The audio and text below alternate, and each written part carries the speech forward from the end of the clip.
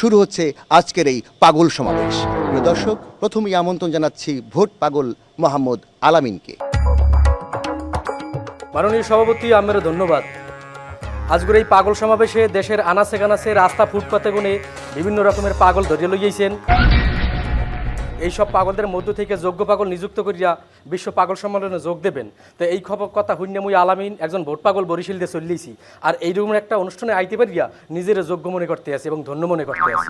মাননীয় সভাপতি, কিন্তু এই জেনে এইসব আনছেন কে এগরে কি পাগল বলা চলে? এই যে পাগল, এগর কি বেশভূষায় কেউ কি পাগলের কথা যায়? এগরে কি কেউ পাগল বলিয়ে মান্য নেবে? মানুষ কি এখন পাগলের সার্টিফিকেট দেবে? কেউ দেবে না। মাননীয় সভাপতি, একমাত্র ভোট পাগলই হইল অরিজিনাল পাগল। মাননীয় সভাপতি, এইগুলাই বিশ্ব সম্মেলনে যাইবে কি? এগুলো দিয়ে গুলিস্তান দিয়ে যখন বাসে উঠবে, বাসালারা গেডি ধরিয়ে নামাইয়ে দেবে, এরা এসে বিশ্ব সম্মেলন করে। মাননীয় সভাপতি, পাগল হওয়া এত সোজা না। পাগল হইতে অনেক সাধনা করা লাগে, অনেক তেল খুয়ান লাগে, মানুষের দুয়ারে দুয়ারে গোলা লাগে, মানুষ বোঝা লাগে। তাই এইসব পাগলামি একমাত্র ভোট পাগলই জানে। মাননীয় সভাপতি, এরপরে যখন এগুলোরে লইয়েছেন, তা এগুলোর মাথায় গোল ডালার আগে ভোট পাগল কি এই বিষয়ে জানা অজানা ষোলোনা বিষয় আমি একটু তুলে ধরতে চাই। ভোট পাগল আসলে কেরা? মাননীয় সভাপতি, ভোট পাগলেরা হগল কালে হগল দলে ব্যাপক পাগলের শিরোমণি। এক কথায় করতে এরা উন্নত জাতের পাগল, পাগলদের মধ্যমণি। এইসব পাগলের টাকা পয়সা না থাকলেও চলে, তাই ভোট পাগলের মেলা টাহা থাকা লাগে, নির্বাচনে টাকা খরচ করতে হইবে না। তাই মাননীয় সভাপতি, এরপর শিক্ষা দীক্ষাও লাগে।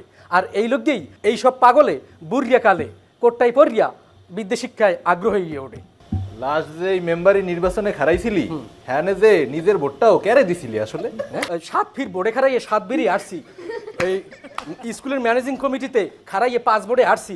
5 ওয়াক্ত জামাতে নামাজ পড়িয়াও মসজিদ কমিটিতে ঢুকতে পারি নাই। আর মেম্বারিতে স্কুল অফিসে পাইয়াও জারিয়ে পুষছেও। এইসব পাগলদের ভোট তো দূরের কথা, হৌরারির ভোটটাও পাই নাই। টাকা খাইয়া কয় জামাই পাগল। পাবলিকেরা এইসব পাগলদের সোফার থাপড়ের উপরে রাখলেও ভোট পাগলদের বেমালা দোলাজত করিয়া নিয়া বড় চেয়ারটায় বাবা।